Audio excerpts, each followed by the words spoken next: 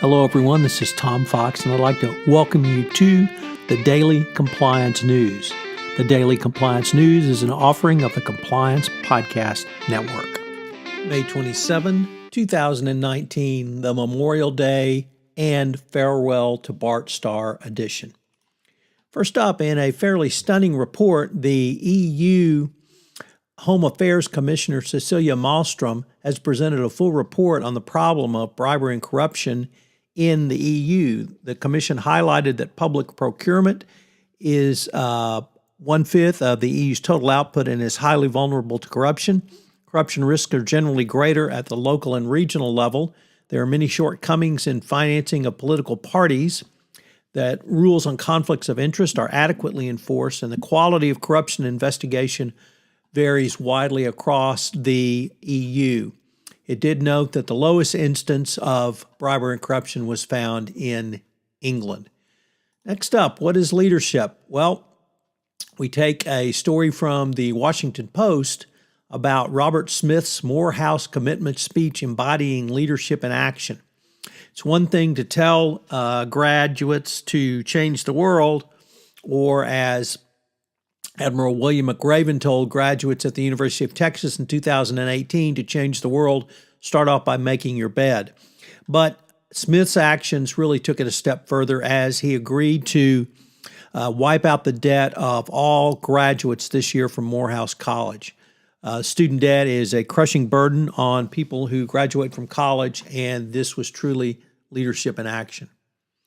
You might ask the next question of why did it take so long, as the New York Times reports that Nike says it will end financial penalties for pregnant athletes. I found this just truly stunning to read, and I have to admit I wasn't aware of it, about responding to criticism about its treatment of sponsored athletes who become pregnant.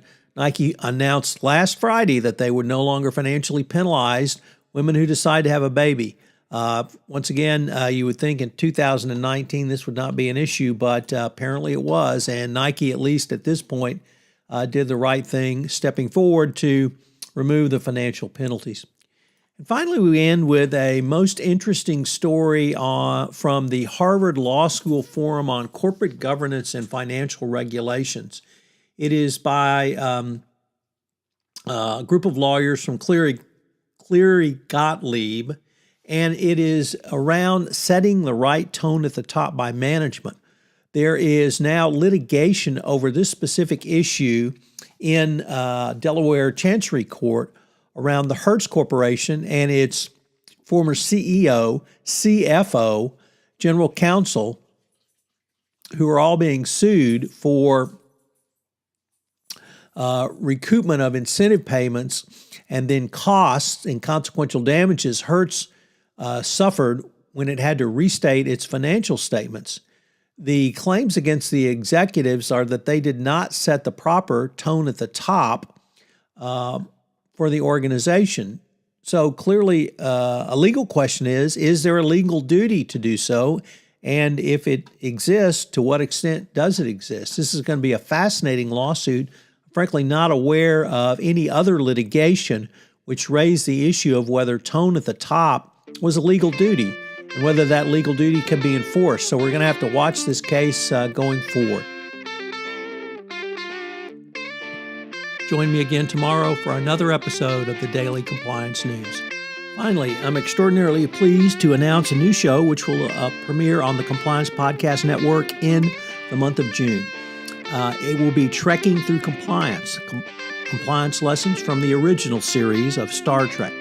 I'm going to do the entire TOS oeuvre over the next 79 days. I hope you will check in. It will be a short 5-minute podcast each day with compliance lessons from each episode. It will be a ton of fun.